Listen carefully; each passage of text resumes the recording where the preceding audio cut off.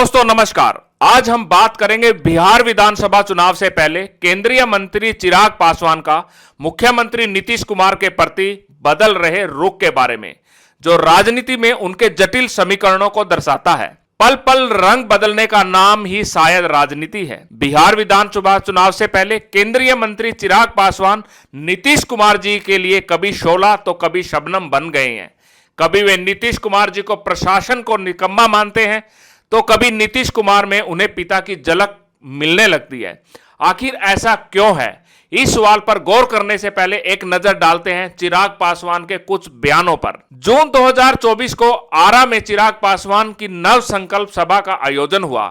सभा में आए नौजवानों ने उन्हें प्रदेश का अगला मुख्यमंत्री कैसा हो, चिराग पासवान जैसा हो कहकर संबोधित किया। इस पर उनकी प्रतिक्रिया सामान्य रही। 13 सितंबर 2025 में चिराग के बहनोई और जमुई सांसद अरुण भारती ने कहा, राजनीति संभावनाओं का खेल है, जिसे जनता का आशीर्वाद मिलेगा वही सत्ता में बैठेगा। हो सकता है चिराग पासवान आने वाले दिनों में बिहार के मुख्यमंत्री बन जाएं। इसी क्रम में जुलाई 2025 को चिराग पासवान का बयान आता है कि बिहार में आपराधिक घटनाओं की एक श्रृंखला सी बन गई है। प्रशासन एक तरह से अपराधियों के सामने नतमस्तक दिख रहा है। वह ऐसी घटनाओं को रोकने में नाकाम रहा है। प्रशासन पूरी तरह निकम्मा हो चुका है। बिहार और बिहारियों को सुरक्षित रखना अब इनके बस का नहीं है। मुझे दुख हो रहा है कि ऐसी सरकार का समर्थन कर रहा हूं। आपराधिक घटनाओं पर राज्य सरकार की आलोचना करने के ठीक 2 दिन बाद ही उन्होंने कहा, चुनावों के बाद नीतीश कुमार एक बार फिर बिहार के मुख्यमंत्री पद की शपथ लेंगे। निश्चित रूप से वही मुख्यमंत्री रहेंगे। यही रहा चिराग पासवान का राजनीति में यू टर्न और इसका क्रम अभी जारी रहा। जुलाई 2025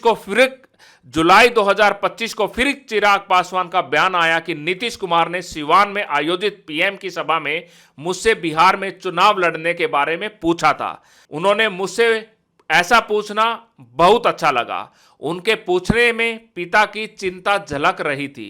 उनका मेरे प्रति यह व्यवहार एक पिता की तरह लग रहा था। मैं मुख्यमंत्री नीतीश कुमार जी का बहुत सम्मान करता हूं। अगर मैं विधानसभा का चुनाव लड़ता हूं तो नीतीश कुमार के नेतृत्व में ही लड़ूंगा। हम दोनों का मकसद बिहार को और आगे ले जाने का है। मैं किसी सामान्य विधानसभा सीट से ही चुनाव लड़ना चाहूंगा। इसके बारे में हमारी पार्टी विचार करेगी। 30 सितंबर 2025 को चिराग पासवान ने पटना में अपने विभाग से संबंधित एक कार्यक्रम में कहा, एनडीए नीतीश कुमार के नेतृत्व में चुनाव लड़ेगा और पूर्ण बहुमत के साथ वापसी करेगा। नीतीश कुमार फिर से अगले मुख्यमंत्री होंगे। दोस्तों, लोक जनशक्ति पार्टी रामविलास पासवान का कोई सांसद विधानसभा चुनाव लड़ेगा या नहीं, ये अभी तस्वीर साफ नहीं है। इसके बारे में केंद्रीय संसदीय बोर्ड ही फैसला लेगा। क्योंकि अभी सीटों का बंटवारा भी नहीं हुआ है, इसलिए चिराग पासवान इस विषय में कुछ भी खुलकर नहीं बोल पा रहे हैं। चिराग पासवान ने किसी सामान्य सीट से जरूर चुनाव लड़ने की बात कही है। जिस सीट पर उनकी नजर है, अगर वह मिलती है तभी तो यह स्थिति स्पष्ट होने वाली है। यह एक बड़ा फैसला है, क्योंकि एक दलित नेता सामान्य सीट से चुनाव लड़कर खुद को सर्व समाज का नेता साबित करना चाह रहा है।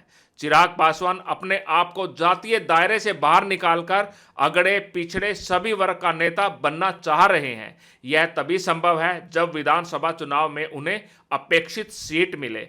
जीतने के लिए यह जरूरी भी है कि उन्हें नीतीश कुमार और भाजपा का समर्थन हासिल होना ही चाहिए अगर उनको सीट को जीतना है। दोस्तों, जैसा कि हम जानते हैं, पिछले चुनावों में चिराग पासवान ने नकारात्मक राजनीति की थी। नीतीश कुमार को नुकसान पहुंचाने की जिद में उन्होंने अपना सब कुछ गंवा दिया।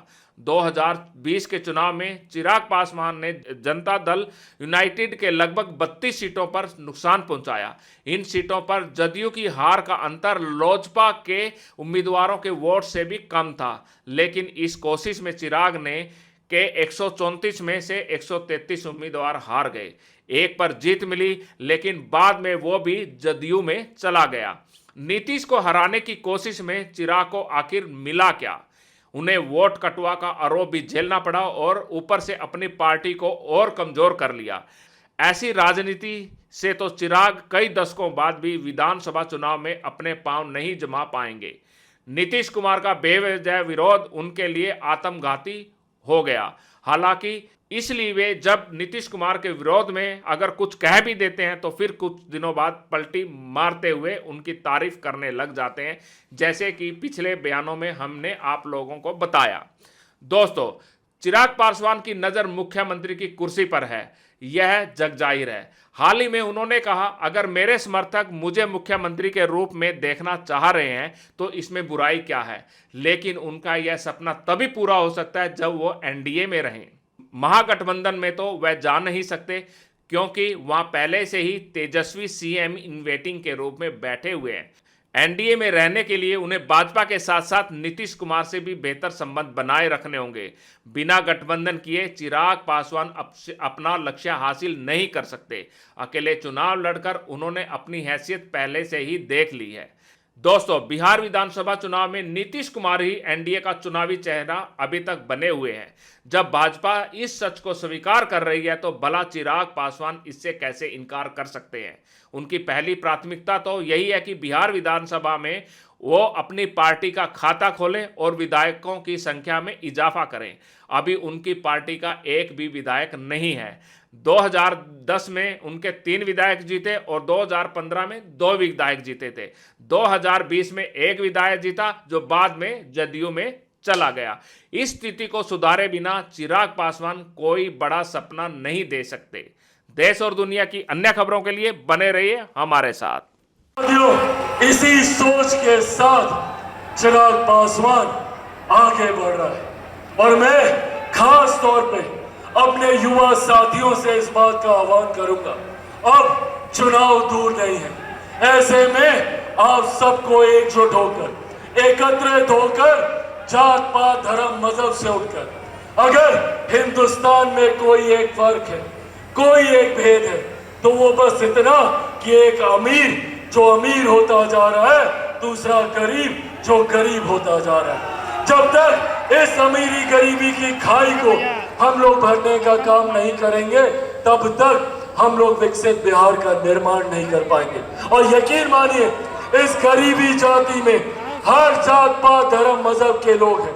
जरूरत है हमें सबको एक साथ लेकर, सबको एकजुट कर आगे बढ़ने की।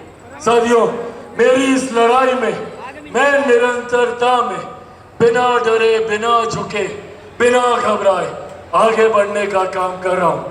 बस इसमें आप सबका मजबूत साथ मुझे, मेरे पार्टी के तमाम नेता कार्यकर्ताओं का हौसला बढ़ाने का काम करेंगे। आज मुझे खुशी है इस बात की कि आज मेरे पार्टी के नेता कार्यकर्ताओं की वजह से बिहार फर्स्ट, बिहारी फर्स्ट की सोच बिहार के हर एक गांव, हर एक घर तक पहुंचने का काम कर रही है। अब इस सोच को धरातल पर उतारने की जिम्मेदारी आप सबकी है, खास तौर पे मेरे तमाम युवा साथियों की है। दीजिएगा ना मेरा साथ? साथियों, बस आप मेरा साथ दीजिए, बदले में विकसित बिहार मैं आपको बना कर दूंगा, ये वादा आप सबसे करके जाता हूं। साथियों, आज यहां आने के लिए मैं आप सबका हृदय से आभार प्रकट करता हूं।